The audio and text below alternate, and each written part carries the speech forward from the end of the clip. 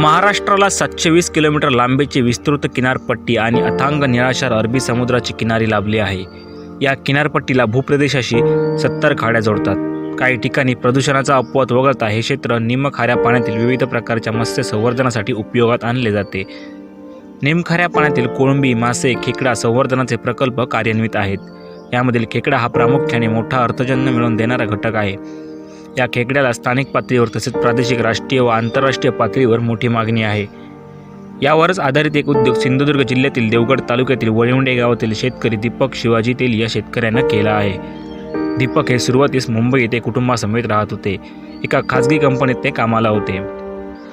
मुंबईतील धावपळीच्या जीवनापासून लांब जाऊन गावात काहीतरी व्यवसाय करावा अशी त्यांच्या मनात संकल्पना आली.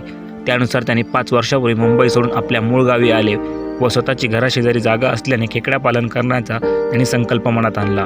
चला तर मग पाहूयात. दीपक शिवाजी तेली, राहणे वळिवंडे, आराफाटा. मी मुंबईला एक चांगल्या जॉबला होतो.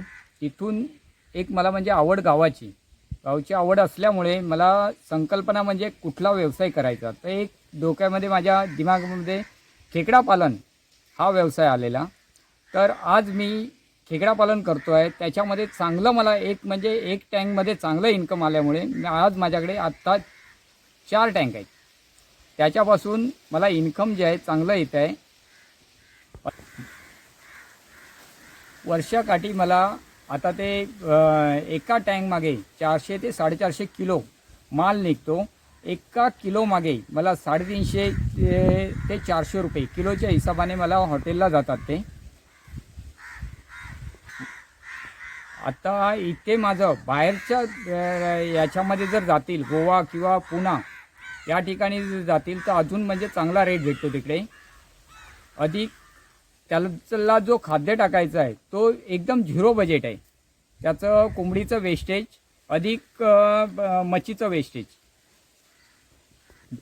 हे त्यांना खाद्य म्हणून घालतो. अगदी हा प्रोजेक्ट जो आहे 0 बजेटमध्ये होतो. अधिक त्याला प्रोजेक्ट जे बनवण्याला स्टार्टिंगला जो खर्च आलेला तेवढाच, त्याच्या पलीकडे काही नाही. नंतर जे आहे इन्कम म्हणजे पूर्ण 0 बजेट आहे. तसेच इथे स्थानिक लोकांसाठी म्हणजे रोजगार निर्मितीसाठी खूप काही पर्याय आहेत.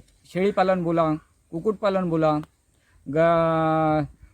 मच्छी व्यवसाय हे करण्यासारखे आहेत. ते या रोजगाराकडे गावातल्या लोकांनी वळावं. याविषयी सांगताना ते सांगतात की सुरुवातीस रेडीमेड एक टँक ऑर्डर केली व त्यात गावातीलच नदीतील खेकडे आणून सोडले व त्यावर 1 वर्षानंतर त्या टँकमध्ये 400 ते 450 किलो खेकड्यांचे उत्पन्न मिळाले. साधारणतः 350 ते 400 रुपयाने हे खेकडे बाजारात विकले गेले. मग त्यांनी हा व्यवसाय वाढविण्याचे ठरवले व अजून 3 टँक वाढवून त्यांनी आज त्यांच्याजवळ एकूण 4 टँक आहेत. या 4 टँकमधून साधारण वर्षाकाठी 6 ते 7 लाखाचा नफा मिळत असल्याचे ते सांगतात. खेकड्यांना तसा खाद्यासाठी देखील खर्च येत नसल्याने हा व्यवसाय परवडतो. हॉटेल वेस्टेज व इतर मच्छी व कोंबडी यांचे वेस्टेज आठवड्यातून 1-2दा खेकड्यांना देतात. साधारणतः एक खेकडा 250 ते 300 ग्रॅमपर्यंत 4-5 महिन्यात वाढतो व हॉटेल व्यावसायिकांची व या खेकड्यांना मोठी मागणी असते. त्यामुळे हा व्यवसाय स्थानिक करण्यास मोठा वाव असल्याचे ते सांगतात. एकूणच जिद्द व चिकाटीच्या मेहनतीच्या जोरावर त्यांनी आज हा व्यवसाय यशस्वी करून दाखवला आहे व खेकडा पालनात एक वेगळे नाव कोरले आहे. न्यूज 18 लोकलसाठी सिद्धराज परब, सिंधुदुर्ग.